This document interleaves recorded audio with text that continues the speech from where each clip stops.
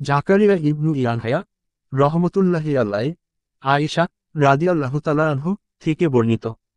তিনি বলেন, যেসব মহিলা নিজকে রাসূল সাল্লাল্লাহু আলাইহি ওয়াসাল্লাম এর কাছে হেবাস্বরূপ ন্যস্ত করে দেন, তাদের আমি ঘৃণা করতাম। আমি মনে মনে বলতাম, মহিলারা কি নিজেকে অর্পণ করতে পারে?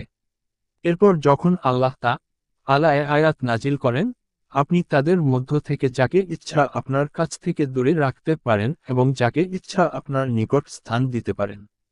আর আপনি যাকে দূরে রেখেছেন তাকে কামনা করলে আপনার কোনো অপরাধ নেই।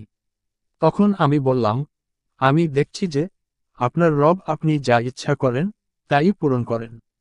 আবু আয়মো রহমতুল্লাহি আলাইহি আবু যার রাদিয়াল্লাহু তাআলা আনহু থেকে বর্ণিত। তিনি বলেন, একদা সূর্যাস্তের সময় আমি নবী সাল্লাল্লাহু আলাইহি ওয়াসাল্লাম এর সঙ্গে মসজিদে ছিলাম।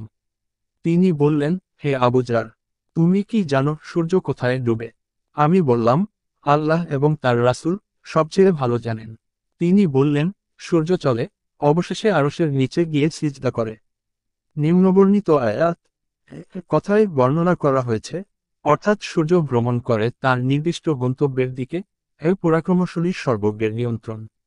ইসহাক ইবনু ইব্রাহিম রহমতুল্লাহি আলাইহি আবু হুরায়রা রাদিয়াল্লাহু তাআলা আনহু থেকে বর্ণিত যে, নবী সাল্লাল্লাহু আলাইহি ওয়াসাল্লাম বলেছেন, গতরাতে অবাধ্য জিনের একটি দৈত্য আমার কাছে এসেছিল অথবা এ ধরনের কিছু কথা তিনি বললেন আমার সালাত নষ্ট করার জন্য। তখন আল্লাহ আমাকে তার উপর ক্ষমতা দান করলেন। আমার ইচ্ছা করলাম মসজিদের খুঁটিগুলোর একটির সাথে ওকে বেঁধে রাখতে, যাতে ভোরে তোমরা সকলে ওটা দেখতে পাও। তখন আমার ভাই হযরত সুলাইমান আলাইহি ওয়াসাল্লাম এর দোয়া স্মরণ হলো, হে আমার প্রতিপালক, আমাকে দান কর এমন এক রাজ্য যার অধিকারী আমি ছাড়া আর কেউ না হয়। রাও বলেন, এরপর নবী সাল্লাল্লাহু আলাইহি ওয়াসাল্লাম তাকে অপমান করে তাড়িয়ে দেন।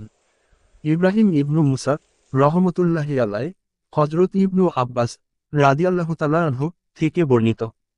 তিনি বলেন, মুশরিকদের কিছু লোক অত্যধিক হত্যা করে এবং অত্যধিক ব্যভিচারে লিপ্ত হয়।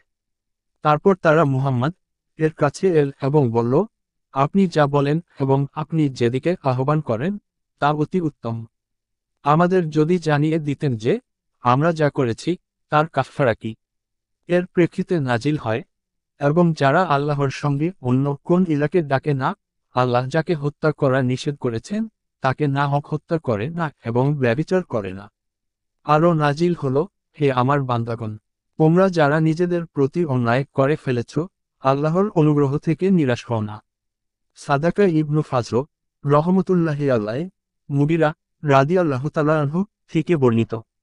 তিনি বলেন, নবী সাল্লাল্লাহু আলাইহি ওয়াসাল্লাম এত বেশি সালাত আদায় করতেন যে তার কদমোদয় ফুলে যেত। তার বলা হলো, আল্লাহ তো আপনার অতীত ও ভবিষ্যতের ত্রুটিসমূহ মাঝনা করে দিয়েছেন। তিনি বললেন, আমি কি আল্লাহর কৃতজ্ঞ বান্দা হব না? বুখারী শরীফ 8ম খণ্ড তাফসীর 4 অধ্যায়।